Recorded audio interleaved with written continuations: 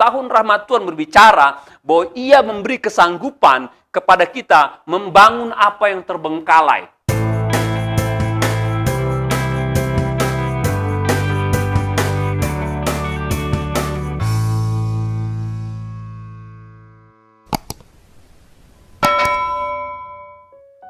Shalom saudara, kita berjumpa kembali saat ini bersama kita akan mendengarkan firman Tuhan. Namun sebelumnya saya undang kita untuk mari menundukkan kepala dan berdoa. Bapa di surga, terima kasih buat hidup yang Tuhan beri, kekuatan yang Tuhan beri, kesehatan yang Tuhan beri, hari yang Tuhan beri, sehingga kami bisa menjalani kehidupan sebagaimana adanya.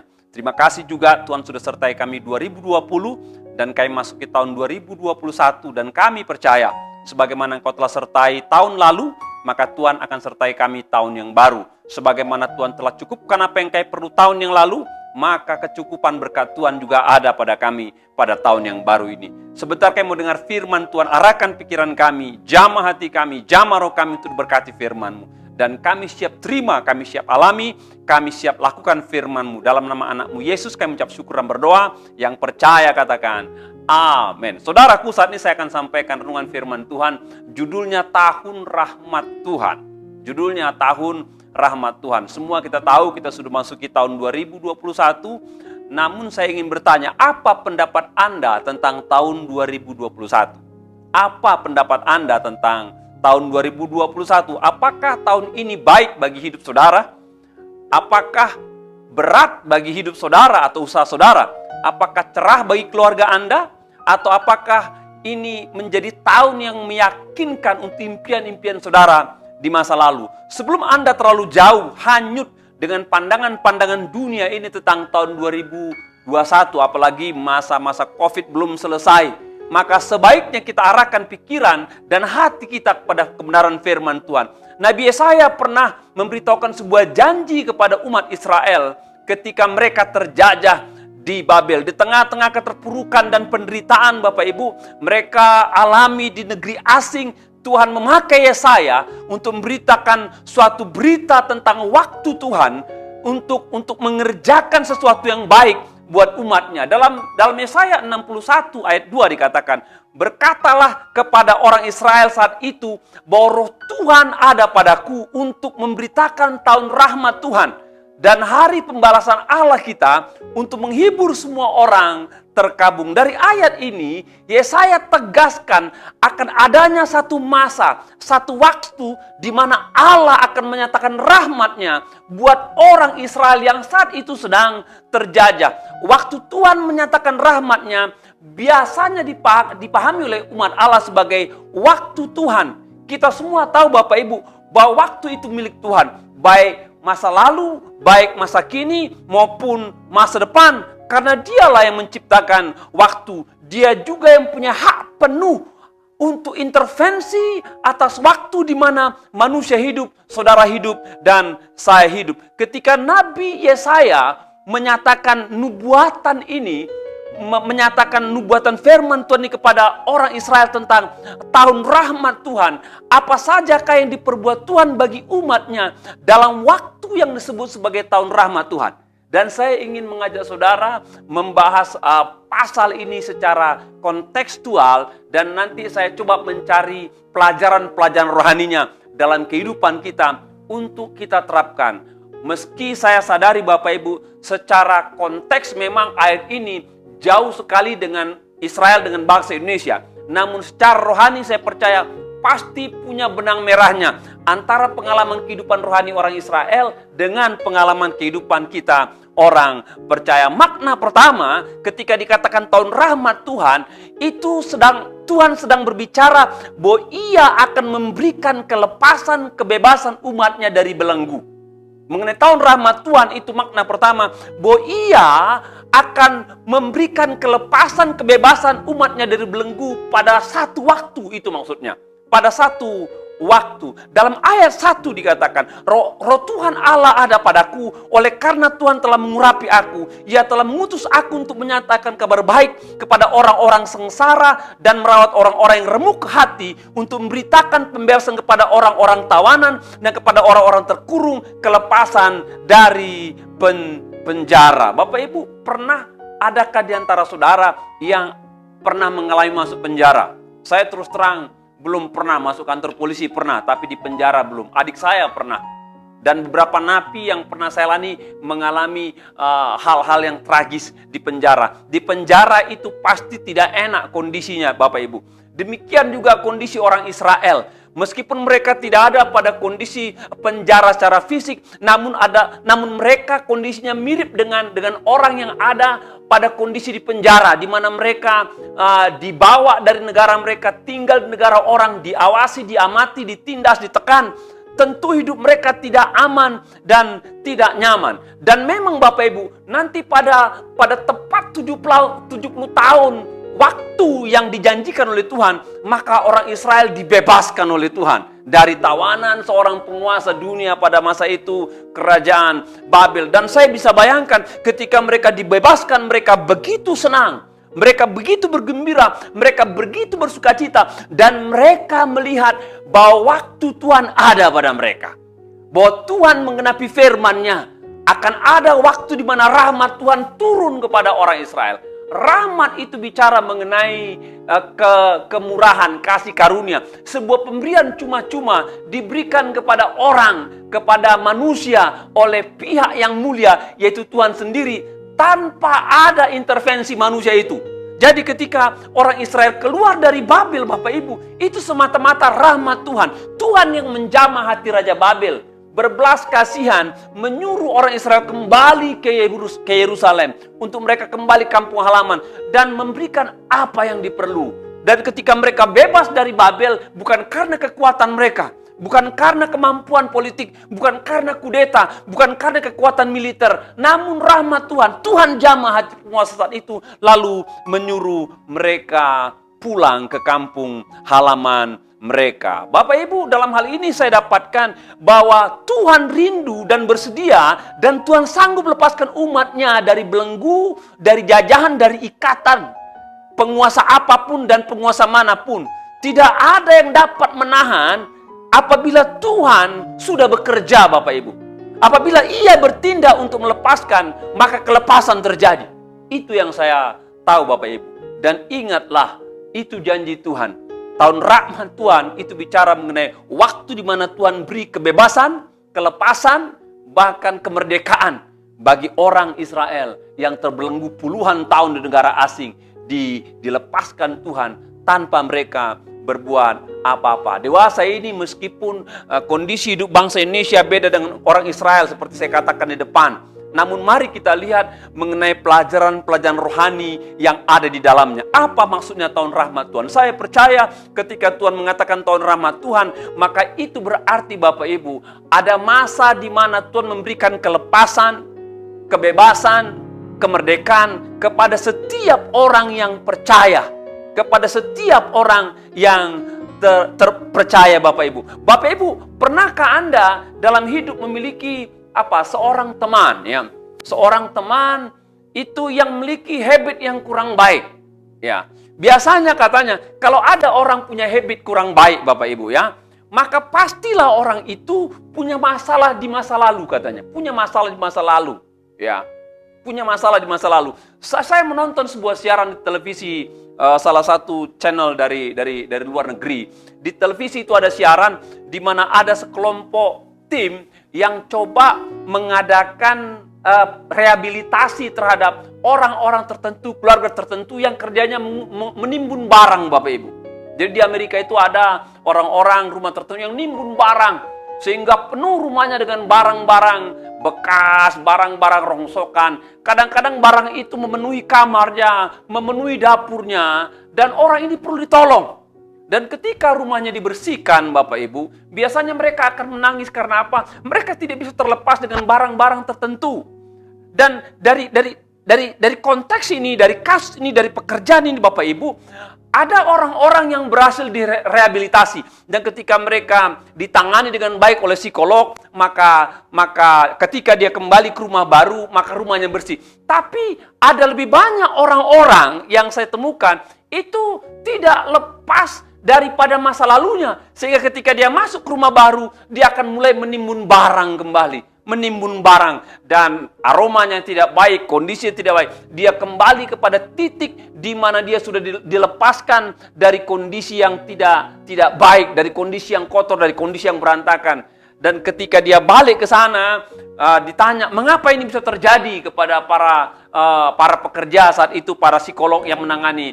Mereka mengatakan, orang ini katanya, belum bisa dilepaskan dari satu masalah-masa lalu yang menggenggam dia. Sehingga itu mengikat dia dan itu menggerakkan habit dia di masa kini. Sekalipun dia telah ditreatment katanya, lebih kuat ikatan masa lalu itu membelenggu dia. Sehingga itu mendrive perilakunya pada hari ini. Bapak Ibu, saya mau bertanya, adakah di antara saudara yang punya perilaku, punya perbuatan, punya sikap, punya hal-hal yang kurang baik di masa kini? Dan kadang-kadang Bapak Ibu, apa yang dikerjakan pada masa kini itu adalah bias ikatan masa lalu. Kalau masa lalu baik, pastilah masa kini baik. Namun yang sering terjadi, masa lalu yang kurang baik, maka itu berdampak kepada masa kini yang kurang baik.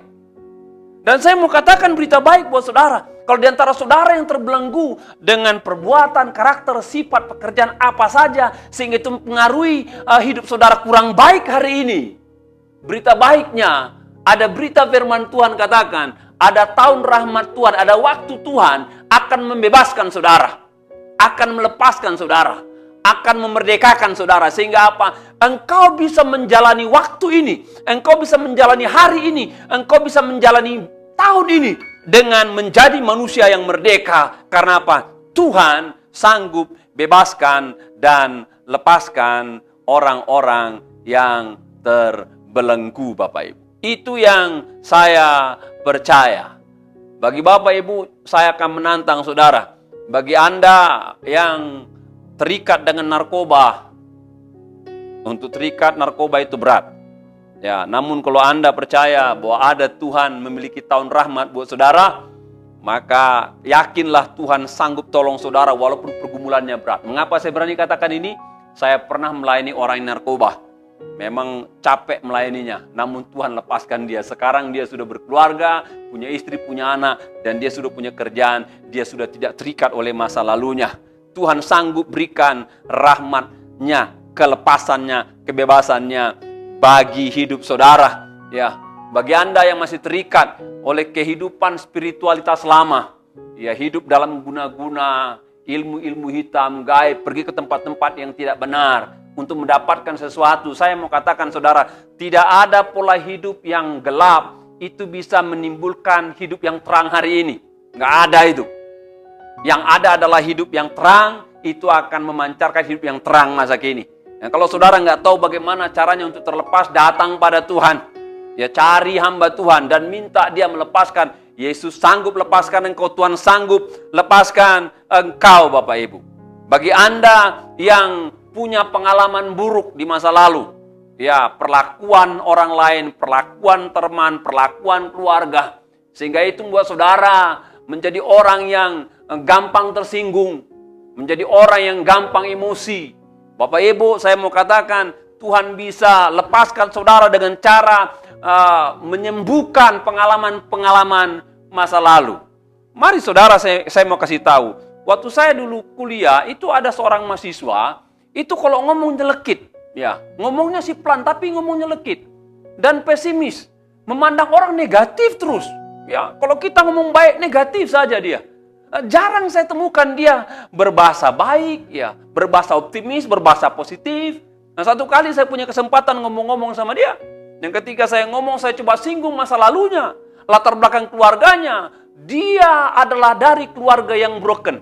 Dan ada banyak pengalaman yang menyakitkan di masa lalu, masa keluarganya. Makanya saya temukan, oh pantasan dia punya kalimat, punya kata-kata tidak baik. Karena apa? Dia masih terbelenggu dengan pengalaman masa lalu.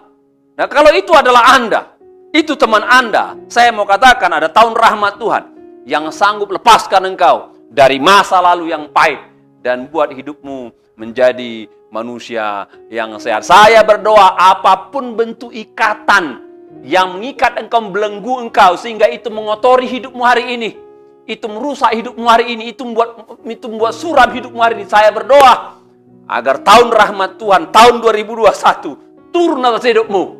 Dan engkau menjadi manusia merdeka, menjadi manusia bebas, menjadi manusia yang berkemenangan.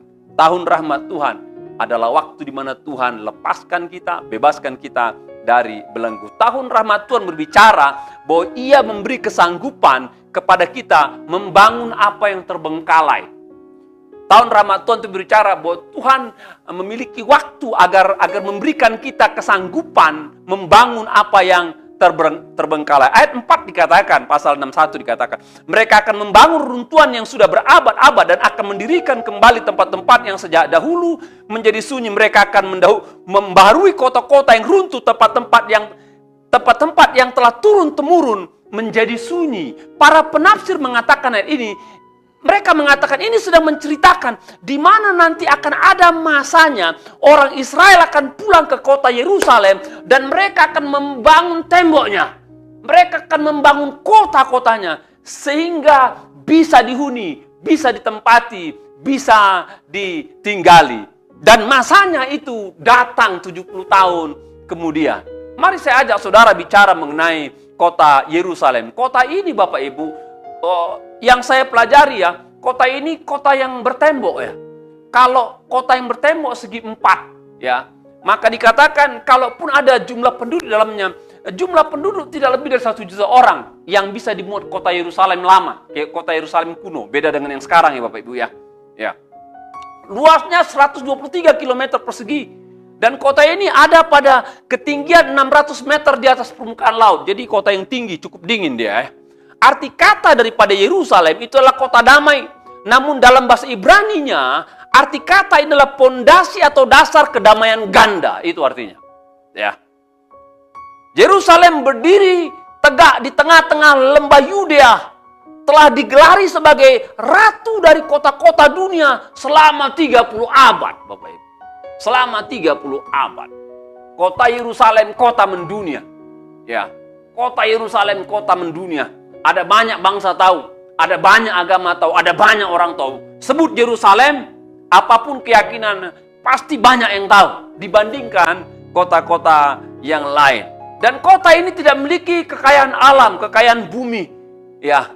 Namun dikatakan kota ini dipilih Tuhan sebagai benteng monoteisme. Ada 3 agama berasal dari daerah sini. Yudaism dikatakan, Kristen dan Muslim. Ketiga keyakinan itu monoteisme, percaya pada satu Allah. Kota ini adalah pusat hubungan, gabungan di antara keagamaan. Dikatakan begini Bapak Ibu, di kota ini ada 3 agama yang mensakralkannya. Menjadi kota mereka, kota suci mereka. Minimal salah satu kota suci mereka menurut perjalanan sejarah keagamaan mereka, Bapak Ibu. Dan kota ini Bapak Ibu, kota ini merupakan kota yang berpengaruh atas setengah penduduk dunia. Karena apa? Merupakan sumber keyakinan monoteisme. Yerusalem dikatakan sumber dari keyakinan dan damai. Kota yang sakral juga merupakan kota teror. Wah, itu pula Bapak Ibu ya. Perang dan tempat darah tertumpah kota ini. Pedang telah menghilangkan nyawa anak-anak. Yerusalem sepanjang sejarah kota. Telah terjadi banyak sekali pertempuran di pintu gerbang kota ini. Lebih banyak daripada kota-kota yang ada di dunia lainnya. Nggak ada kota di dunia yang mengalami pertempuran perang di kota gerbangnya selain Yerusalem. Kota ini Bapak Ibu telah diserbu 50 kali lebih oleh bangsa-bangsa. Ditaklukkan 36 kali, dihancurkan 10 kali. Kota Yerusalem. Kota damai, kota pondasi damai ganda. Namun kalau saudara lihat sejarahnya, tidak seindah namanya. Tidak ada satupun kota di dunia ini mengalami masa-masa tragis berulang-ulang seperti kota Yerusalem. Namun perhatikanlah, berapa kali pun kota ini diserbu, dijarah, dihancurkan, Tuhan tetap menepati janjinya bahwa orang Israel akan diberikan kesanggupan membangunnya kembali, merestorasinya kembali, menghidupkan kembali. Tuhan menggerakkan hati raja-raja, penguasa-penguasa, baik dari Babel, baik dari lingkungannya, untuk menolong orang Israel membangun kota ini. Berapa kali pun mereka membangun, ada juga yang tidak setuju, tapi lebih banyak yang setuju Begitu Bapak Ibu. Hingga hari ini kota Yerusalem masih tegak berdiri. Itu tandanya Tuhan tetap menepati janjinya bahwa umatnya dapat membangunnya kembali sekalipun sudah runtuh berapa kali Yerusalem. Dan digenapilah waktu Tuhan itu bicara waktu di mana ada pekerjaan-pekerjaan umat Tuhan yang sudah terbengkalai kembali dibereskan, kembali dibangun, kembali dipulihkan dengan pertolongan Tuhan yang luar biasa. Sepertinya Bapak Ibu secara harafiah ayat ini nggak ada sangkut pautnya dengan hidup kita di masa modern, nggak ada sangkut pautnya. Namun kita dapat menarik dua pelajaran rohani. Ya, saya mau menarik sebagai pelajaran rohani. Seperti saya katakan ada benang merah dari kisah kota ini. Pertama Bapak Ibu, bahwa Tuhan sanggup menolong kita dari keterpurukan yang kita alami di masa lalu, masa kini. Akan ada waktunya Tuhan akan memampukan kita memulihkan keterpurukan yang pernah kita alami. Apa yang saudara alami? Kehancurankah? Musibahkah? Kerugiankah? Kebangkrutankah? Kegagalankah? Penipuankah? Apa saja. Ketika Anda ada pada posisi seperti itu, bayangkan Yerusalem hancur beberapa kali. Ingat akan ada masanya, dan saya berdoa tahun 2021 maka terjadi pemulihan dalam hidup saudara. Terjadi pemulihan dalam keluarga, terjadi pemulihan dalam bisnis, dalam pekerjaan, dalam studi anak, akan terjadi pemulihan. Akan ada waktu Tuhan bagi kita sekalian. Dan perhatikan, ketika pemulihan terjadi Bapak Ibu, ada kalanya Tuhan gak butuh campur tangan kita. Itu semata-mata karya Tuhan yang luar biasa. Pelajaran kedua Bapak Ibu, pelajaran kedua dalam hal rohani saya dapatkan lewat firman Tuhan. Maka akan ada waktunya Tuhan akan menolong kita menuntaskan apa yang terbengkalai di masa lalu. Ya, apa yang terbengkalai di masa lalu. Apa agenda saudara di masa lalu? Tahun 2020, apa rencana saudara? Apa proyek saudara? Apa target saudara? Saya percaya enggak semua selesai, ya kan? Pasti enggak semua selesai. Seperti saya pribadi, ada banyak agenda saya yang rusak total. 2020 rusak total. Dari sejak Maret Bapak Ibu, ada banyak agenda pelayanan. Ada banyak agenda pribadi, agenda keluarga. Dalam banyak hal, dalam pendidikan, pelayanan, ekonomi, ada banyak rusak total Bapak Ibu. Ada banyak yang nyangkut yang belum dibereskan bertahun-tahun. Saya nggak tahu kapan itu bisa dapat dikerjakan kembali. Saya yakin tahun 2021 Tuhan akan tolong kita tuntaskan apa yang belum beres, apa yang terbengkalai Bapak Ibu. Saya tantang saudara, apa yang masih terkendala, yang masih belum selesai atas sebuah proyek, sebuah rencana, sebuah program dalam hidupmu, keluarga, pekerjaanmu. Saya berdoa tahun 2001, tahun rahmat Tuhan buat saudara. Dan tahun ini Tuhan beri kemampuan saudara menyelesaikannya, menuntaskannya dengan pertolongan Tuhan. Yang ketiga, tahun rahmat Tuhan itu bicara bahwa ada masanya Tuhan akan menyediakan masa depan yang cerah bagi umat percaya. Ada waktunya Tuhan memberikan masa depan cerah bagi umat percaya. Ayat yang ke-9 Bapak Ibu perhatikan. Keturunanmu akan terkenal di antara bangsa-bangsa dan anak cucumu di tengah suku-suku bangsa, sehingga semua orang yang melihat mereka akan mengakui bahwa mereka adalah keturunan yang diberkati Tuhan, bahwa mereka adalah keturunan yang diberkati Tuhan. Saya nggak perlu berpanjang-panjang di sini Bapak Ibu ya. Ayat ini dapat disaksikan penggenapannya dalam hidup bangsa Israel saat ini Bapak Ibu. Bangsa Israel itu bangsa yang cerdas, bangsa yang brilian, bangsa yang berani, nggak takut sama bangsa manapun, memiliki kecanggihan teknologi, memiliki kecanggihan persenjataan. Bangsa ini merupakan salah satu bangsa yang bisa menyuling air laut menjadi air tawar dan dapat diminum. Yang saya tahu cuma dua, Amerika baru Israel, belum ada negara lain bisa suling air laut langsung, lalu memisahkan unsur garam dengan air mineral murni, dan itu langsung diminum. Israel lah negaranya. Jadi negara ini nggak pernah kehabisan air tawar. Karena apa? Mereka punya kecanggihan yang luar biasa. Dan kalau saudara lihat Bapak Ibu, ada banyak pesor-pesor dunia, pasti ada darah Yahudinya. Dalam perfilman saudara lihat, dalam perfilman, dalam industri minyak Bapak Ibu, bahkan dalam media sosial, coba saudara temukan beberapa konglomerasi dunia di banyak bangsa. pasti kalau diteliti ada darah Yahudi pada orang ini walaupun bangsanya berbeda. Ya, bangsanya berbeda, pasti ada unsur darah Yahudi di dalamnya. Dan perhatikanlah Bapak Ibu, mereka luar biasa cerdas. Ya, ketika Twin Tower rubuh, dihantam oleh pesawat-pesawat teroris di Amerika, Bapak Ibu. Dikatakan satu hari sebelumnya itu ada kurang lebih 50 orang Yahudi yang bekerja di gedung itu. Satu hari sebelumnya katanya mereka sudah dapat info agar jangan masuk gedung karena gedung itu akan dihantam oleh teroris, dan mereka 50-nya nggak masuk dan akhirnya mereka selamat. Ya, informasi-informasi yang canggih mereka dapatkan, dan itu adalah penggenapan firman Tuhan. Perhatikanlah firman Tuhan Allah ini bukan hanya bersifat historis atau hanya bersifat konteks untuk orang Israel saja, tapi saya percaya itu bisa berlaku juga buat kita orang-orang Israel rohani. Pada saat ini Bapak Ibu, saya katakan buat kita orang percaya, waktu Tuhan bicara mengenai di mana Tuhan akan memberikan kepada kita masa depan yang cerah. Ada dua bicara masa depan, yaitu masa depan hidup kita ke depan atau masa depan yang akan terbit dari keturunan kita ke depan. Ya, ada dua masa depan. Hidup kita ke depan kayak apa, atau keturunan kita ke depan kayak apa. Dan saya mau tertarik bicara mengenai keturunan Bapak Ibu. Bicara mengenai keturunan dikatakan, kalau keturunanmu ingin punya masa depan, maka erat kaitannya bagaimana engkau mendidik mereka, membesarkan mereka. Bagaimana kita mendidik dan besarkan anak kita dikatakan, maka itu bisa berpengaruh kepada masa depan sekalipun masa depan milik Tuhan. Mari saya dapatkan quote demikian Bapak Ibu. Jika anak dibesarkan dengan celaan, maka nanti dia akan belajar memaki. Dia akan suka maki orang.